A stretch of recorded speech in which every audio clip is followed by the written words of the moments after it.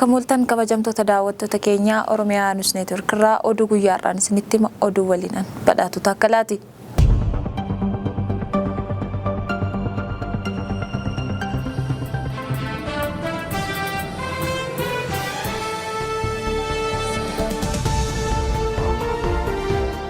Manni murtii federaalaa Koree Olompikii Itoophiyaa irratti ammas ajaja dabarse. Koreen Olompikii Itoophiyaa Dr. Ashabir Walda Goorgisiin durfamu irratti himanni banamee ture.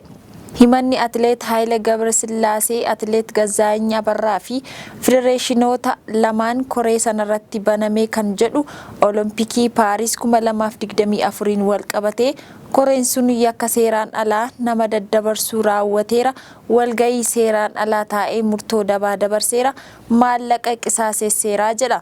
Manni murtii federaalaa sadarkaa tokkoffaa dhaddacha araadaa dhimmicha ilaalee herregni Koree Olompikii akka hin sochoone ugure. Murtoon walgahii waliigalaa seeraan ala taa'ameetiin dabres hojiirra osoo hin ooliin haa turu jechuun kanaan dura murteessee ture. Dr. Ashabir Walda Goorgis faa dhimmi ispoortii mana murtii idileetiin waan ilaalamuu danda'u miti jechuun dhorka mana murtii kaa'ame sana bulee kaasisuu danda'eera. Warri himata sana banan ammas dubbicha mana murtiitti geessinaan dhaddachi galmee sana ilaale miindaa hojjettootaa kaffaluurraa kan hafe herregni baankii Koree Olompikii Itoophiyaa akka hin sochoone murtoon walgahii dabarse uguramee akka turu jechuun irra deebi'ee ajaja lammaffaa dabarseetu kaa'e. Koreen Olompikii Itoophiyaa murtoo haaraa kanarratti waan jedhu yoo qabaate akka lakkoofsa gi'iizii fulbaana 2017tti haa dhiyaatu jedhamee baallamni qabameera.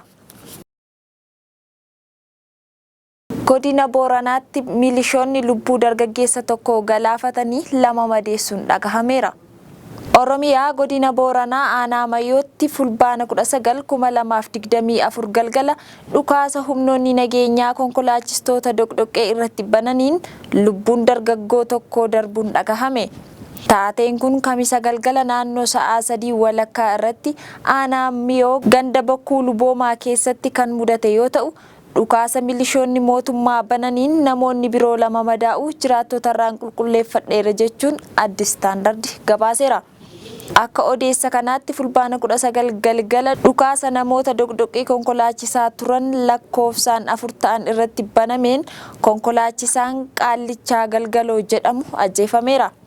Dhukaasa kana kan bane miseensota milishaa ta'uu kan dheere jiraataan kun dargaggoon lubbuun isaa dabarte dabalataan konkolaachiftoonni 2 biroo madaa'uu fi inni tokko miliquu himeera. Miseensonni milishaa kunneen dhukaasa kana kan banan sababa konkolaachiftoonni kunneen kaffaltii kottee jedhamu qarshii 50 milishaan gaafate kaffaluu didaniif ta'uu jiraataan kun ibseera. Dhimma kana hordofee jiraattonni magaalaa Hiddii Lolaa kaleessa hiriira mormii bahuun dhagahameera. Haa ta'u malee humnoonni nageenyaa magaalichaa uummata hiriira nagaa bahirratti reebicha raawwachuun namoonni 6 miidhamuu isaanis dhagahameera. Godina Booranaa aanaa Miyyootti taateen akkanaa yeroo mudatu kun kan jalqabaa miti. Jalqaba bitootessaa bara 2024 dargaggoon ganna 24 Qallaa Bonayyaa jedhamu qaamolee nageenyaa mootummaatiin haala suukkanneessaa ta'een reebamee ajjeefamuu hordofee jiraattota aanichaa biratti dheekkamsa kaasee ture. Dhimmicha kana ilaalchisee gama mootummaatiin yaadni kenname hanga oduun kun qophaa'etti hin dhagahamne. Biiroon barnoota magaalaa Finfinnee barnoota Ingilishii hayyameeraa jedhame. Biiroon barnoota bulchiinsa magaalaa Finfinnee imaammata barnootaa haaraa irratti hundaa'uun barumsa Ingilishiitiin oolmaa daa'immanii keessatti akka hin kennamne bara darbe dhorkee ture. Bara darbe biirichi manneen barumsaa al-idilee keessatti ijoolleen barumsaa hundayyuu afaan haadhaa abbaa isaaniitiin qofa barachuu qabu jechuun qajeelfama baaseen afaan Ingiliziitiin barsiisuun dhaabbatee ture. Bara kanammoo imaammata kana fooyyesseeraa jedheera. Amma kitaaba barataa fi qajeelcha barsiisota Ingilishiif qopheesse hojiirra akka ooluuf manneen barnootaa mootummaaf rabseera. Kanaaf bara barnootaa kanatti ijoolleen manneen barumsaa al-idilee Finfinnee keessatti afaan Ingiliziitiin barachuu kan dandeessisu sirni barnootaa haaraa qophaa'ee hojiitti seenameera.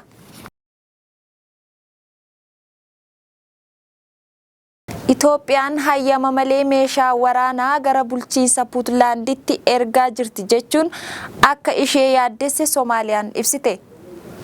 Ministeerri dhimma alaa fi Soomaaliyaa ibsa kaleessa baaseen konkolaattonni fe'umsaa 2 hayyama tokko malee meeshaa waraanaa fe'anii Itoophiyaa irraa gara Puutlaanditti geejjibsiisuu isaanii ragaan qaba jedha.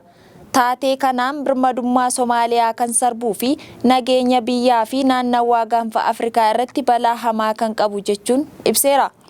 Kanaan duras meeshaan waraanaa seeraan ala Itoophiyaa irraa gara Soomaaliyaatti geeffamee akka ture kan dheere mootummaan Soomaaliyaa meeshaaleen gara naannoo Gulumduk akkasumas gara naannoo Baayidaawaatti ammoo xiyyaaraan geejjibsiifamaa ture jedhe. Kanaafuu taateewwan kunneen birmadummaa Soomaaliyaa sarbamuu itti fufuu agarsiisaa jedhe. Himannaan kun kan dhiyaate waliigaltee ulaa galaana Itoophiyaa fi Somaalilaand gidduu jalqaba bara 2024 mallatteeffame hordofee Soomaaliyaa fi Itoophiyaa gidduu wal dhabdeen yeroo uumamee jiruttidha. Kanaan dura Soomaaliyaan naannoo daangaa Itoophiyaa Shilaamaadaw jedhamutti konkolaataa fe'umsaa meeshaa waraanaa fe'e to'achuu fi Itoophiyaa irraa kan dhufe ta'uu beeksiftee turte. Itoophiyaan himannaa sanaaf deebii kenniteen ibsa itti gaafatamummaa hin qabne qondaalonni Soomaaliyaa laataniin gadduu ibsitee turte. Soomaaliyaan ibsa kaleessa baasteen sochiin meeshaalee waraanaa jedhame kun hatattamaan akka dhaabbatu kan gaafatte yoo ta'u, michoota naannoo fi idil addunyaa dhimmicha akka furan waamicha dhiyeessiteetti. Himannaa mootummaa Soomaaliyaa irraa dhiyaate kanaaf Itoophiyaan hanga hammaatti deebii hin kennine. Ji'oota muraasa dura manni maree nageenyaa dhaabbata mootummoota gamtoomanii uggura meeshaa waraanaa bara 1992 irraa eegalee Soomaaliyaa irratti kaa'ee ture kaasuu beeksisuun ni yaadatama. Baankiin Daldala Itoophiyaa fi dhaabbanni Viizaa Intarnaashinaali waloon hojjechuuf waliigaltee waggaa 5 turu mallatteessaniiru. Waliigalteen dhaabbilee lamaan kun kaleessa taasifame maamiltoonni baankichaa gara biyya alaa imalan karaa viizaa kaardiitiin sharafa alaa akka argatan kan taasisu ta'uu hojii geggeessaan baankichaa obbo Abbee Saanoo ibsaniiru kan jedhe FBCdha. Akkaataa waliigaltee kanaatti viizaa intarnaashinaali kaardii fi tajaajiloota biroo baankichaaf kan dhiyeessudha jedhan. Waliigalteen sun jijjiirama imaammata diinagdee Itoophiyaan gaggeessaa jiruuf haala kan mijeessu ta'uu ibsameera. Baha Afrikaatti itti aanaan hoogganaa viizaa intarnaashinaal Chaardi Poolok gamasaatiin waliigalteen kun damee dhaabbilee maallaqa Itoophiyaatiif bu'aa akka qabu dubbataniiru. Ayyaanni bara haaraa saba Hadiyaa guyyaa har'aa kabajamaa oole. Ayyaanni jijjiirraa bara haaraa 2017 akka lakkoofsa Itoophiyaatti saba Hadiyaa Yahoodeen kabajamaa ooleera. Ayyaanichi magaalaa Hoosaayinaatti sagantaalee garaagaraan kabajamaa oolu ragaan waajjira kominikeeshinii godina Hadiyaarraa argame ni mul'isa. Hooggantoonni mootummaa federaalaa naannolee fi kutaaleen hawaasaa garaagaraa saganticharratti argamaniiru jedhame. Doonaald Tiraamp yommuu hatame Yihuudota Ameerikaatu itti gaafatama jechuun akeekachiisan.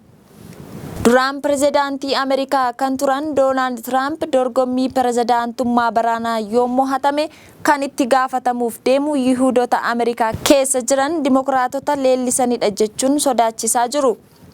Kaadhimamtuun paartii Dimokiraatotaa Kamaalaa Harisiif kaadhimamaan paartii Riippaabilikaanotaa Doonaald Tiraamp pirezidaantii Ameerikaa 47ffaa ta'uuf duulana filadhaa guddaa taasisaa jiru.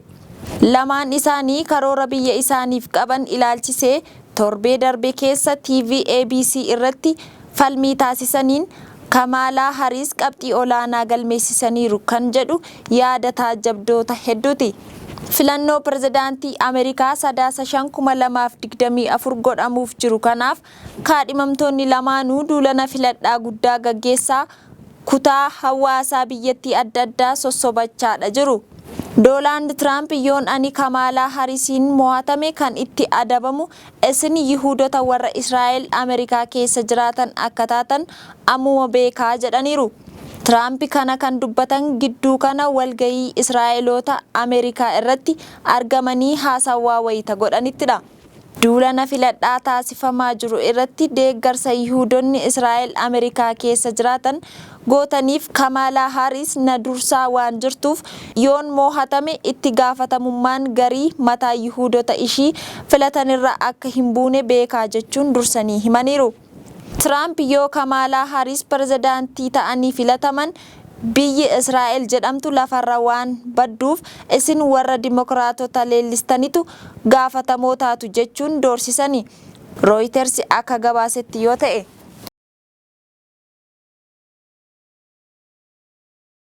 Egaan kabajamtoota daawwattoota keenyaa oduun har'aaf qabnu kana fakkaata turtii gaarii.